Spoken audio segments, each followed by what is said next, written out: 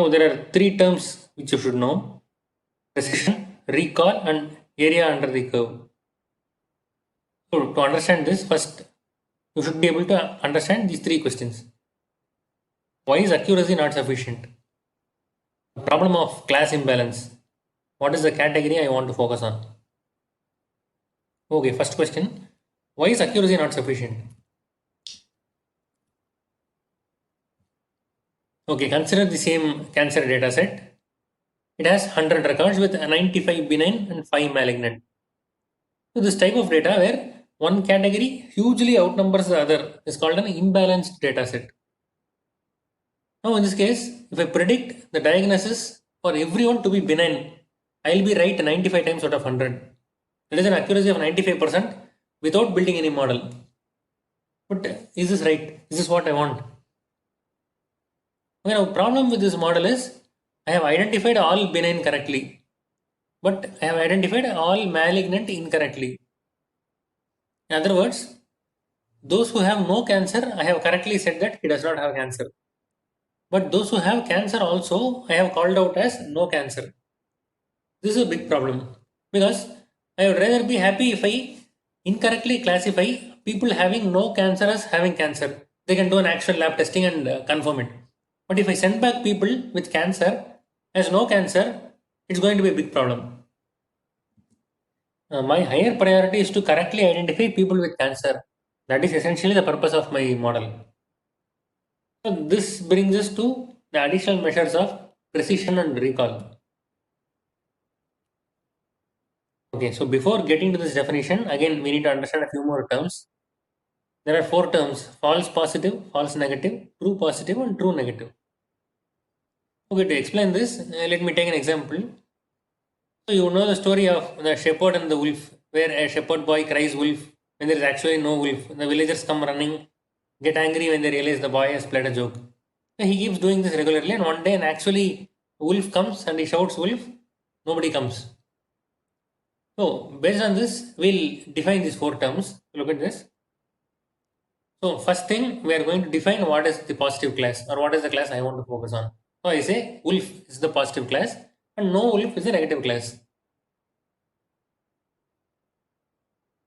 Okay, so this is the sort of definition you make in the first screen where you were asked to enter what category you want to focus on and we chose malignant. So now this is our wolf prediction model. This sort of structure is called a confusion matrix that depicts four outcomes. True positive is when there is actually a wolf and the boy shouted wolf. False positive is when there was no wolf but the boy said wolf. That is, he called out the positive class but it was false in reality. False negative is when he said no wolf but actually there was a wolf. True negative is when there was no wolf and he said no wolf. So we want more of true positive and true negative. So now let's look at the other ways of evaluating a model's performance: precision, recall, and AUC. Now precision. Precision attempts to answer this question: what proportion of positive identifications was actually correct? So it is given by the formula precision equal to true positive by total positive. So here positive means what we have chosen as what we want to focus on in the first screen. We have chosen malignant. So in our case, precision is equal to number of records where the model has correctly predicted malignant out of all cases where it has predicted malignant.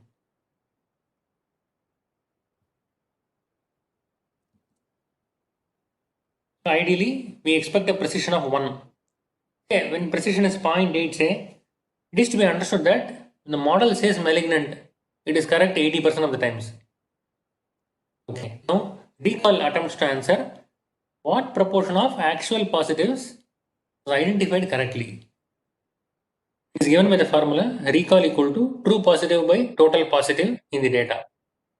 So now just note that I am telling you the same formula for precision and recall. Both are true positive by total positive.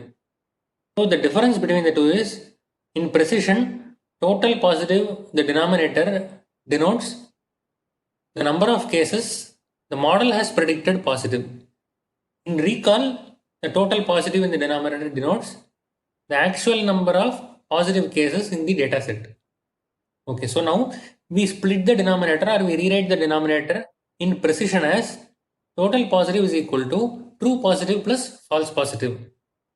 So the prediction is positive, but it could have been true, it could have been false. So the formula for precision can be rewritten as true positive divided by true positive plus false positive.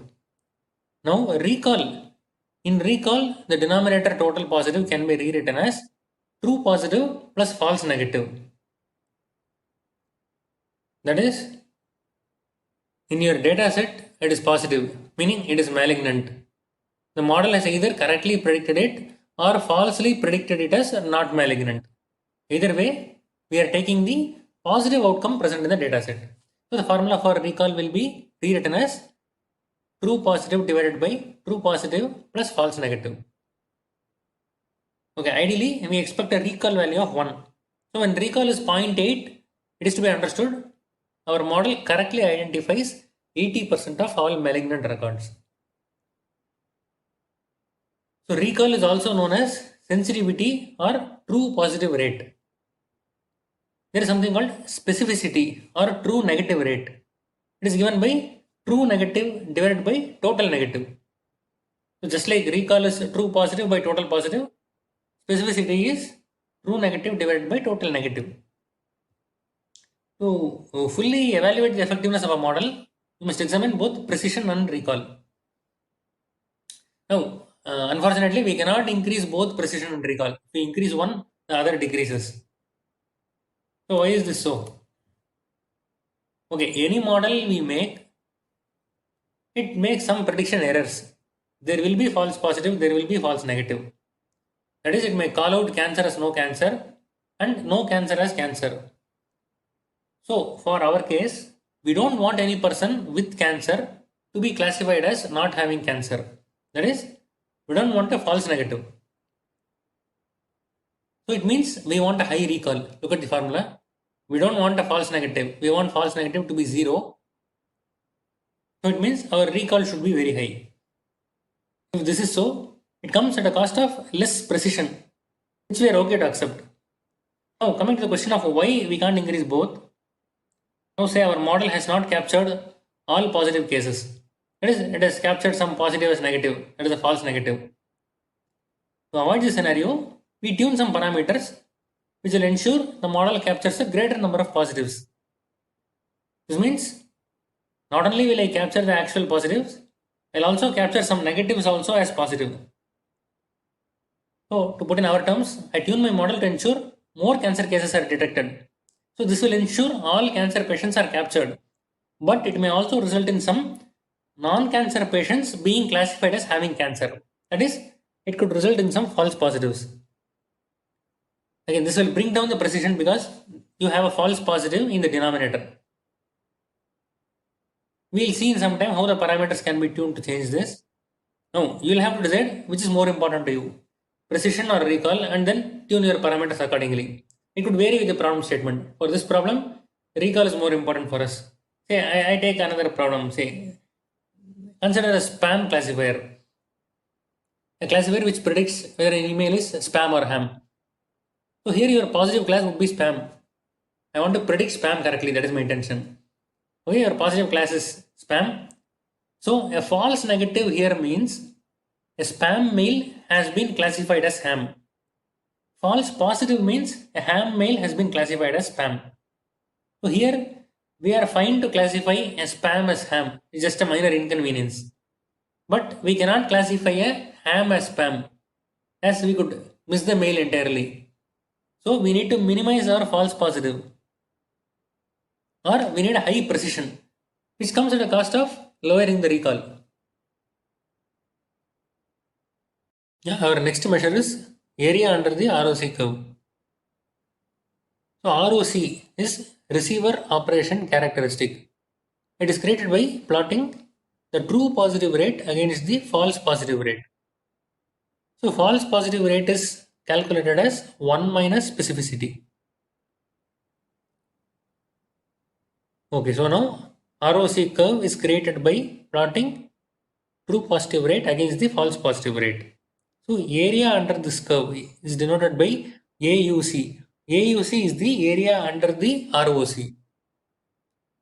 Okay, when AUC is 0.5, it means the model has no discrimination capacity to distinguish the positive and negative classes. Well, AUC equal to 1 denotes a perfect classifier. So look at this graph. This line shows the random performance. So if your model's ROC is similar to this line, it means your model is doing no better at prediction than just random guessing. This line denotes the ideal performance. Generally, an AUC of above 0.7 is considered a good classifier.